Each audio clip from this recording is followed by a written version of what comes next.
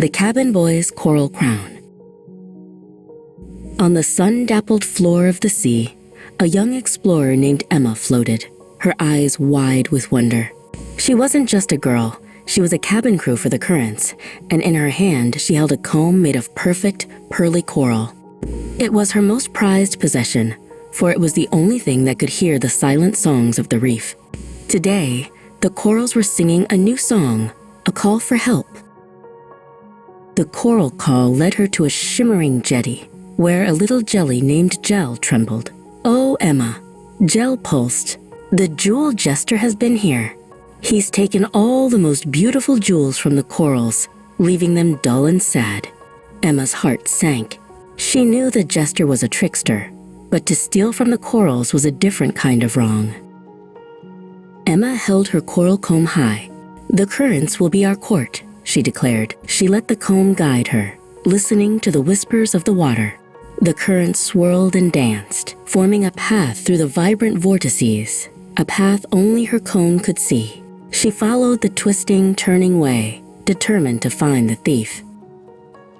The currents led her to a hidden cave, where she found the Jewel Jester. He was not a scary monster, but a tricky thief with a mischievous grin. He was juggling a handful of glittering jewels, admiring their sparkle. "Look at my collection," he boasted. "Aren't they magnificent?" Emma didn't scold him. Instead, she held up her coral comb. "They are beautiful," she said softly, "but they are not yours." The comb began to glow, projecting a sad, ghostly image of a coral reef with no jewels. The corals miss their friends. They miss shining with them. The Jester's grin faltered.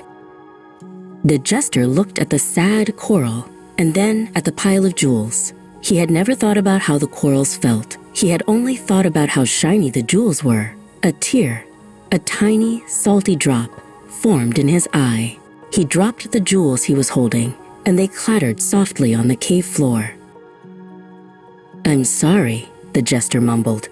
"I didn't know." Emma smiled. She picked up a small, smooth piece of coral from the cave floor. "Justice isn't just about returning what's been taken," she said. She gently placed the coral on the head of a nearby coral formation. "It's about making things right again." The Jester's eyes lit up. He understood. He began to help Emma, using the stolen jewels to create beautiful, equitable crowns for all the corals in the cove.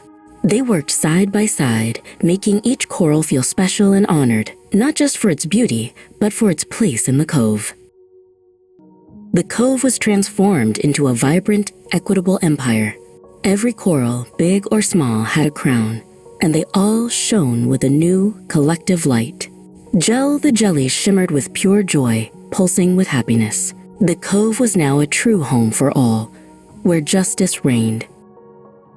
Emma looked at her work and smiled. Her own coral crown cap felt lighter than ever. She had learned that a crown is not just a symbol of power, but a symbol of justice. She whispered the moral of the story to Jell.